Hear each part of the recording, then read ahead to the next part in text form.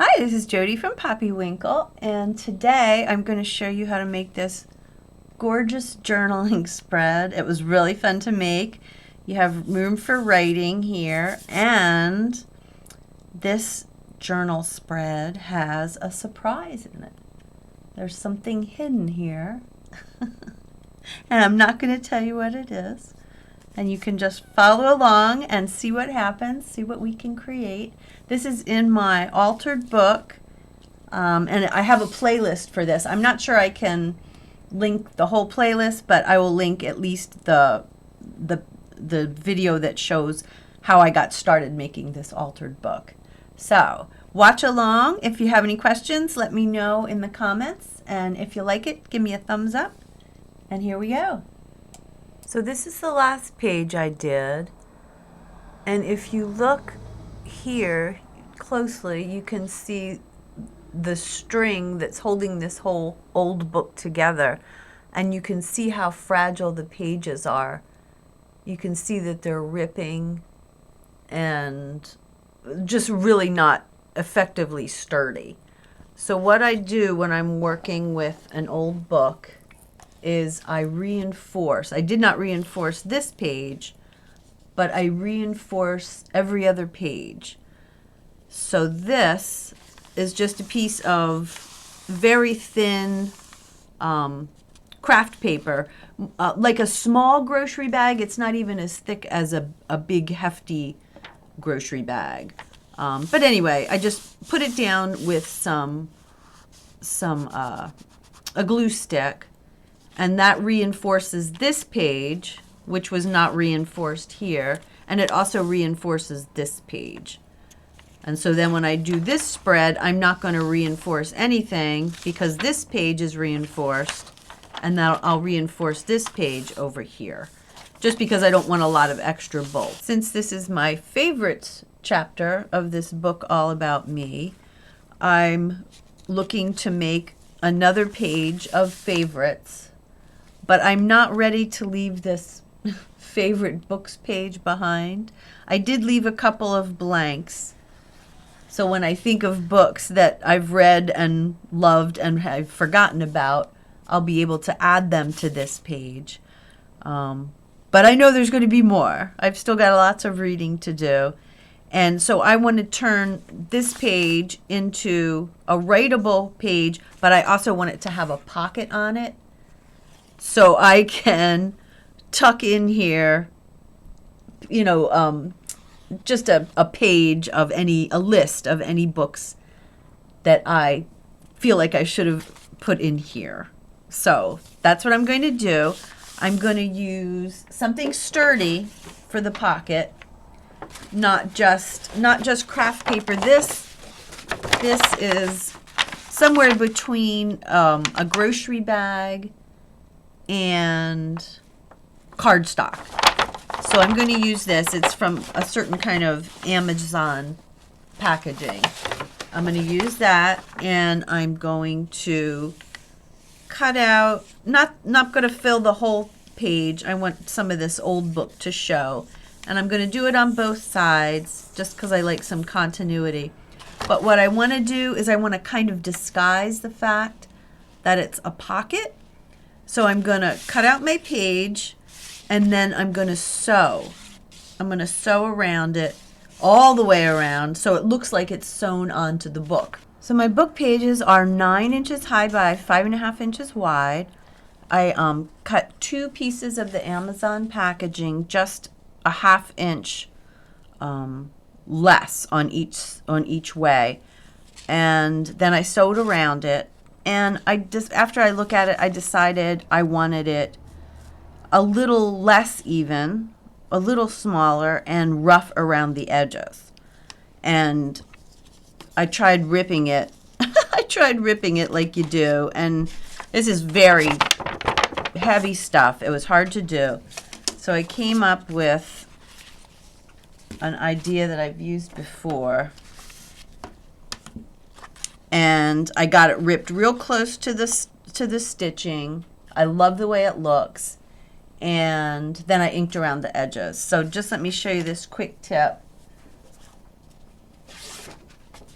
if you're trying to get a little edge, I'll just do this small one.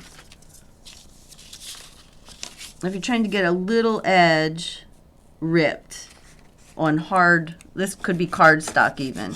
This is a tracing wheel.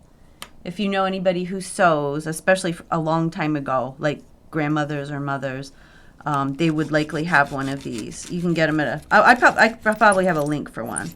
I'll put a link up. They're a very inexpensive little thing, but they're great for making perforations. I use them to cut out my stamps, or anytime I want perforations on a piece of paper. And I just run it up and down, and then you can just rip it off very easily.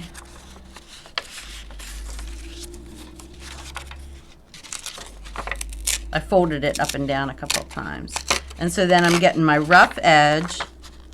It's real close to the stitching, which I like that look. And then I inked around the edges. So I'm just gonna stick these on. The heavier the paper, the stronger the glue. So I'm using my super strong Tombow glue. Probably white glue would work for this too. But I wouldn't use a glue stick. So I've gone this arm here, this bottom, and this other arm, and then I'm not doing the top because I want to make a pocket. So here are our pockets all glued in, and they're open on the top, so you can put things in them, and they're not obviously pockets.